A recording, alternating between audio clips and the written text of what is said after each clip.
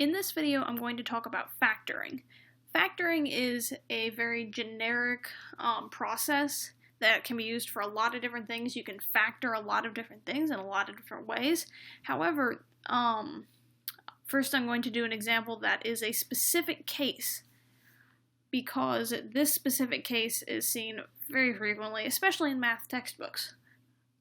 So what we're looking at here is x squared plus or minus x, which could be like 5x, 10x, negative x, whatever it is, and then plus or minus a number. So you have x squared, an x, and a number. For example, we have x squared plus 2x minus 5, or x squared minus x plus 3. Those are both examples that would be factored in this specific way that I'm going to show you for things with this specific format.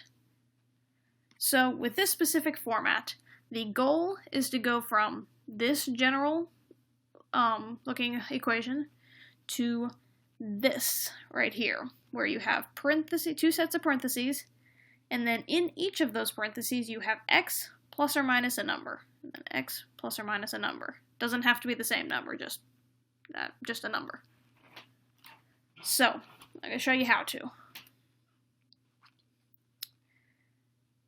So in this case, our example problem is x squared plus 5x plus 6. Now we need to find two numbers. We need to find a pair of numbers that add up to this middle one and multiply up to this end number that's all by itself. And that is always going to be the case. It must always add up to this and multiply up to this. So what I like to do is make a list of things that multiply, because that list will be relatively small. So the question in this case is, what multiplies to 6? And what I mean by that is, if you look right here, and if you look just at what I have written in green, 6 and 1. 6 times 1 is 6. Negative 6 times negative 1 is 6. 2 times 3 is 6. Negative 2 times negative 3 is 6. So I like to make a list of numbers that multiply to this one right here. And then second, I want to see what they add up to. And remember, I'm looking for 5 because that's what number was in front of the x here. So, as you can see in blue, I just put little plus signs in between them just for clarity. And added across 6 plus 1, 7. Negative 6 plus negative 1, negative 7. 2 plus 3, 5, negative 2 plus negative 3, negative 5. So, I didn't actually have to continue all the way to the bottom. I could have easily just stopped once I found the one I was looking for. I was looking for 5, because that's what the number is next to the x up here. Not next to the x squared, next to the x by itself. So, the next step is to write out two sets of parentheses with an x, here and here, at the beginning of each set of parentheses. And then I'm going to add our numbers. Remember when I said I wanted to go to this general format, where it's x plus or minus a number, x plus or minus a number? Well, we just figured out what numbers go here and here by this process, because these two multiplied up to 6 and added up to 5. So those are the two numbers I found, positive 2 and positive 3. Therefore, I put a plus 2 and a plus 3. If it had been like negative 2 and negative 3, now that wasn't, but if it had been, I would put minus 2 and minus 3. However, this right here is our answer. If we wanted to factor this, this is the factored answer. You can see I wrote that here. I took this, I said factor this, and I got this as the answer. Now, factoring can also be just a general math process. In general, we're just pulling out the common factor, hence the reason we call it factoring. So in this example, you can see I have 5x plus 5. We can see that both of those have 5 in common. 5 is the common factor, so we can factor it out. Kind of hear this word repeating itself. So what we do in this case is we literally, again, we're going for things with parentheses. That's kind of the idea when we're doing factoring. We want parentheses. So I wrote this 5 out front here, and then I wrote the parentheses. So don't look at this right now, just look at the 5 and the parentheses. We started with that. And then I said, what do I need to do? What do I need to put in here that would, if I multiplied it back out all the way through, what would go back to the original? Well, let's look at this. Let's say 5 times something needs to equal 5x. So obviously 5 times x would be 5x. So I wrote an x here because we lost its 5. Now what about this number here, this 5 here? 5 times 1 would equal 5. So what I have here is when I pulled the 5 out, I needed to make sure that if I multiplied it back through, I would get the original. So in this case, that meant having x plus 1 in the parenthesis. Down here is where I checked my work.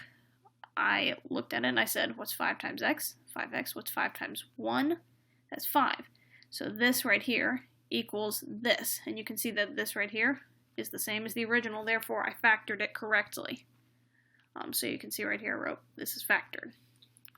Now, why do you want to factor? Well, there are a lot of reasons. But in general, a good reason is before you had a plus right here. So you have 2 things added, which, depending on what you're trying to do with it, in certain cases, having addition or subtraction is not ideal. However, after factoring, we can see that we had 5 times this thing right here. Now, I know we still had a plus sign inside of it, but we do have multiplication, which can be useful in many cases.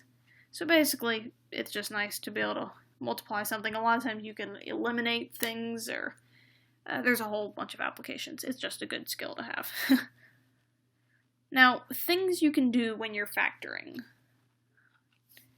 Now, if we look at this example, at this sort of teal aqua color, you'll notice right here the C, well, first let's look. They all have C's. C, C, C, and C. Therefore, you might say, well, we could factor out the C, and we can. I would just like to point out here that in this case the C is first before the I, and over here the C is second after an R. Now it does not matter where the C is located, because multiplication doesn't matter what order you put it in. 2 times 3 is the same thing as 3 times 2. Same in this case, so I just wanted to point out that it doesn't matter. It doesn't have to be first. Like, they don't all have to be, the C doesn't have to be at the front in order to be factored. Just in case you might have that problem. So, it doesn't matter because it's multiplied. Next, I would also like to point out that you can rearrange these terms, and it doesn't matter. Probably something you know, 2 plus 3 is the same thing as 3 plus 2. And in the same way, I went from HC, CI, SC, RC, and I took the R and I put it over here. I just sort of scooted it over and scooted everything down. And that is perfectly okay. It doesn't make any difference. So I just wanted to point that out. You can rearrange things if needed. Now, I'm going to actually factor. I pull out the common term, the common thing, a number or a letter. You'll notice last time it was a number, this time it's a letter. Doesn't matter which one. And then I made a pair of parentheses. And then, because this one was kind of a longer thing, in other words, it had a lot of terms going on, each of these is a term, in case you don't know. I wrote down question marks here. I wrote down 4 of them because there were 4 of these that had C's in them, therefore there should be 4 things down here. I just put question marks as sort of space holders, as I'm trying to decide C times what would be HC. Well, obviously C times H would be H times C. It's the same thing. And then, so I wrote that here. Then C times what would equal RC. Because remember, I want it to be able to go back to the original. So C times what is RC? Well, obviously C times R is RC.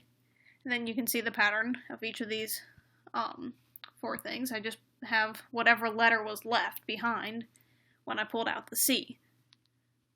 So I filled it in here. And then if you were to multiply this back out, you would see that you get the original back, which is what we want. That's a good way to check your work. So you can see this is the completely factored problem of the original here.